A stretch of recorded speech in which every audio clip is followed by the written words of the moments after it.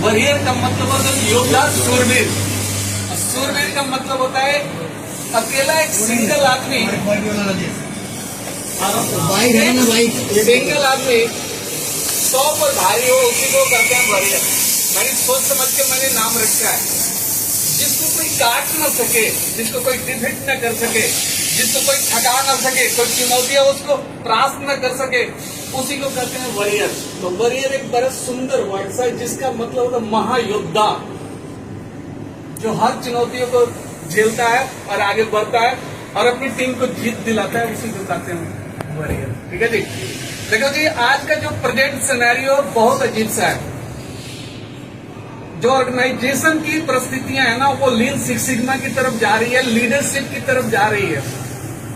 Otherwise अगर leadership की quality आप डेवलप नहीं करोगे ना, तो क्या होगा कि संस्था ग्रो नहीं कर पाएगी। बॉस बनने वाला जो दिन थे ना, वो संस्था से अब जा रहा है। आपका ISO हो, चाहे IFTF हो, चाहे लीन मैनेजमेंट हो, ये कहता है कि आप में लीडरशिप की क्वालिटी नहीं है ना, तो आप बिजनेस को सर्वाइवल नहीं कर सकते हो। Because today market is full of competitors. Automotive sector जो है हार्डली कॉम्पिटिटिव सेक्टर हो चुका है, क्योंकि बिजनेस में स्टेइंग करने के लिए आपको लीडरशिप जानना जरूरी है। अगर क्वालिटी मीन्स बात करें हम ना, तो क्वालिटी मीन्स तो होता है कि staying in business. If your customer is happy, then your business will run. Otherwise नहीं चलेगा। तो आज का मेरा जनरली मुद्दा ये है कि आपको थोड़ा सा लीडरशिप के बारे में बताऊं, क्योंकि एक पुराना जो समय था ना इंडस्ट्री का, उसमें एक बात कहा जाता था, चाहे जनरल भी बात है, ये प्रोवर्ब कहा जाता था कि बोलना क्या है। बोलना पहले चांदी समझा जाता था, सुनना जो सुना जाता है उसको गोल्ड कहा जाता था। लेकिन प्रेजेंट सिनेरियो में ये चीजें चेंज हो गई है। Leading edge speaking is diamond और लिसनिंग इज गोल्ड। आज के सिनेरियो में ये हो गया है, अगर लीडिंग आपको अच्छा आता है तो आप संस्था को रन कर सकते हो, चला सकते हो। ठीक है जी। और आपको मैं बता रहा हूं कि आपका IFTF और ISO 9001 और 15 आपको कहां पर लीडरशिप के लिए कंपेल कर रहा है। ठीक है जी। लीडरशिप का मतलब होता है कि आपका प्रोडक्टिविटी अच्छा हो, आपका टीम आपकी बात को समझे, कहां ग्रोथ करना है, किस चीज पर फोकस करना है, इनकमिंग पर करना है, फाइनल पर करना है, इन प्रोसेस पर करना है। तो ये सारा चीज जो है आपको लीडरशिप बताता है। तो आपकी जो टर्म एंड कंडीशन है फिलहाल IFTF का, चाहे आपका क्वालिटी का जो डिफिनेशन भी है, उसमें लीडरशिप की मांग करता है, जैसे मैंने आपको कई बार बताया भी है। उसके बाद आपका देखो, मैं आपको थोड़ा और बता देता हूँ, इलेबोरेट कर देता हूँ, थोड़ा विस्तृत कर देता हूँ। आप जैसे जानते हो कि क्वालिटी क्या है? क्वालिटी मीन्स कस्टमर को नीड्स को पूरा करना, डिग्री ऑफ एक्सीलेंस कह सकते हो। क्वालिटी क्या है? बिजनेस ऑफ हार्ट है, बिजनेस ऑफ हार्ट है। ये अगर नहीं है तो कुछ भी नहीं है। जैसे कि इसमें आप देखते हो कि इसमें जो लीडर है,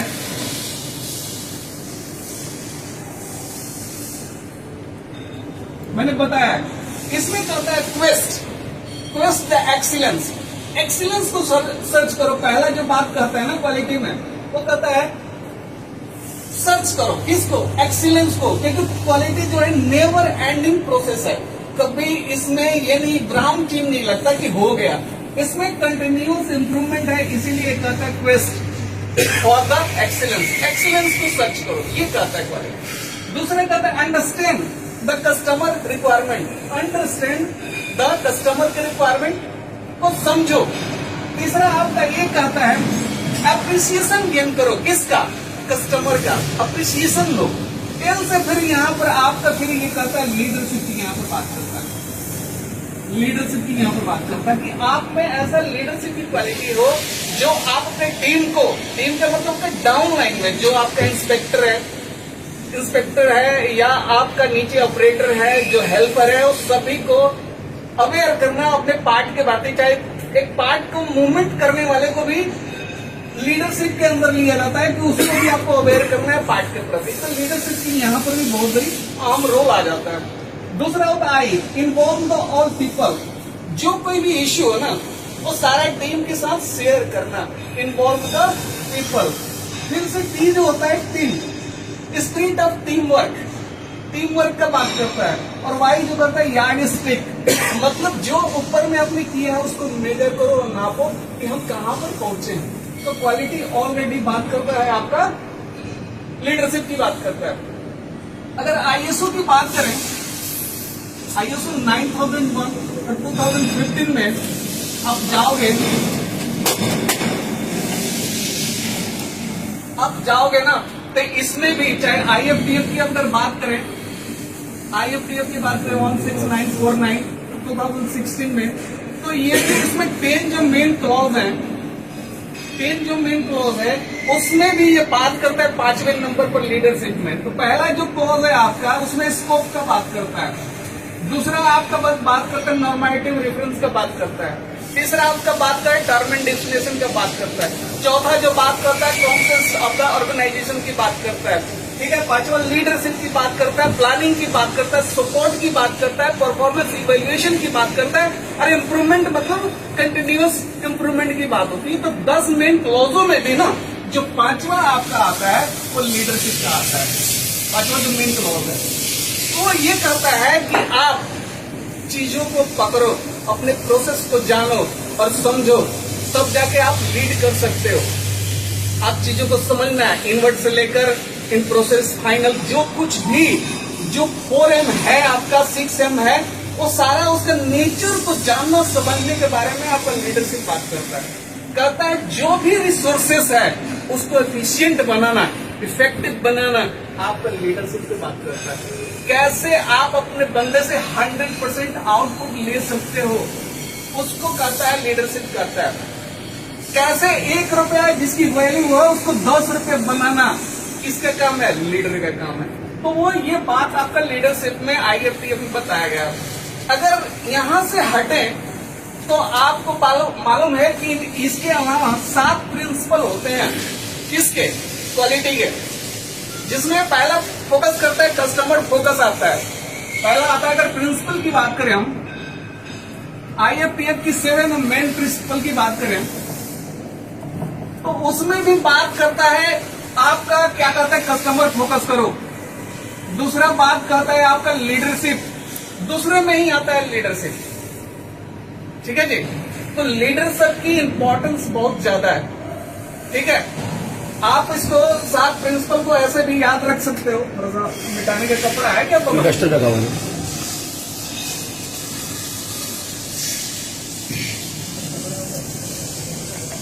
देखिए ये 7 प्रिंसिपल को समझ लीजिए।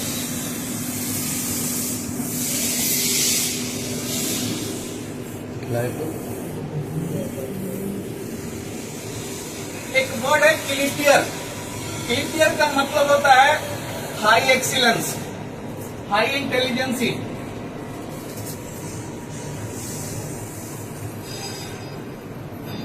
या हाई इंटेलिजेंसी इसका मतलब होता है। एक इसका और मतलब होता है the master of on destiny.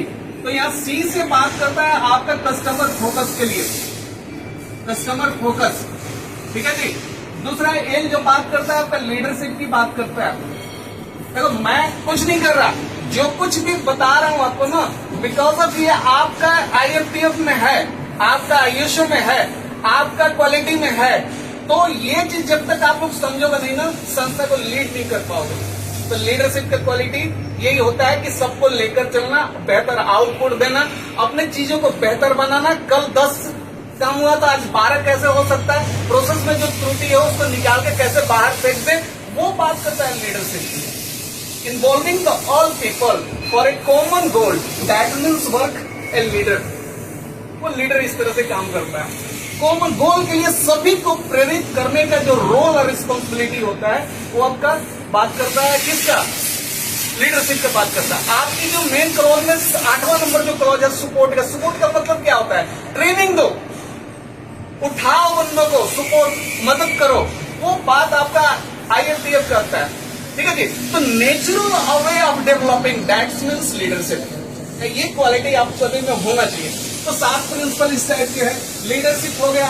अब यहाँ पर इंगेजमेंट ऑफ पीपल, जो भी चीजें हो रही है उनको सभी को अपने जो भी पीपल है उनको इंगेज करने के बारे में कहा जाता है, ठीक है। और पी से होता है प्रोसेस अप्रोच, आपकी प्रोसेस अप्रोच जो होना चाहिए बहुत ही अच्छा होना चाहिए।